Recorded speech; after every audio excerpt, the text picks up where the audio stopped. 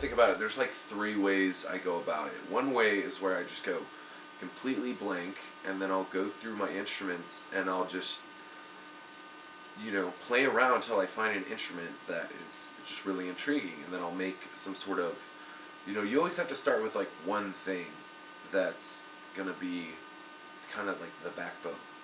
Usually it's just more like, it would be like the changes, you know what I mean? Like it would be like playing the keys, you know, playing one chord, waiting, then playing another chord.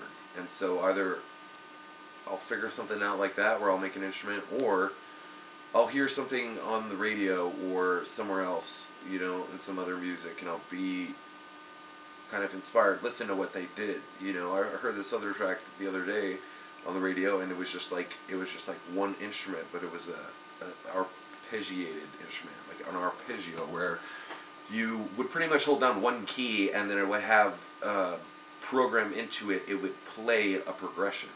So it'd be like boop boop boop boop boop boop boop boop boop boop boop, but it would just do it equally, you know, like on time, and it would just keep doing that, and you could change the chords, and then it was like just like an 808 drum kit, and it was just like a kick and a snare with like echoes on it. I was like, that's cool.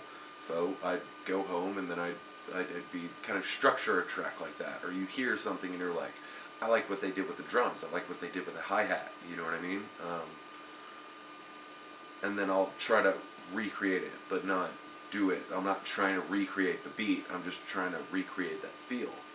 You know what I mean? Because reggae music has its own feel, but that's because the drums only do a certain thing, or it's like, you know, the bass or the keys. So you're like, you try to emulate that, and then that way you get more diverse tracks. And then the last way that I would do it is I would find a sample of something. I might sample it, and then I'd make sure I get it on time, and I'd stretch it to meet, you know, a measure, so that it's because I mean, if you don't sample correctly and it's not metered right, it's gonna sound like shit. So it's not gonna hit when it's supposed to. So then I would start with something like that, and then, you know, I add to it. Usually add like a bass line, maybe some like auxiliary percussion like bongos and congas and wood blocks and stuff like that.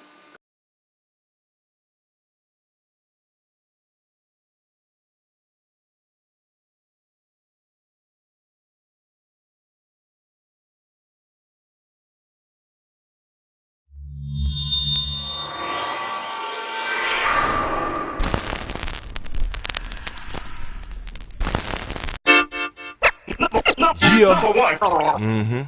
Jeffro, Steve, T.O.D. What's up, boy? DJ, what's up? I'm about to get this bitch fired up. Moving niggas to the casket drop, man. Promise you that, man. Hey, y'all boys not fly like me. Y'all know I'm such a G. I'm always in these streets. I'm flawless. Y'all boys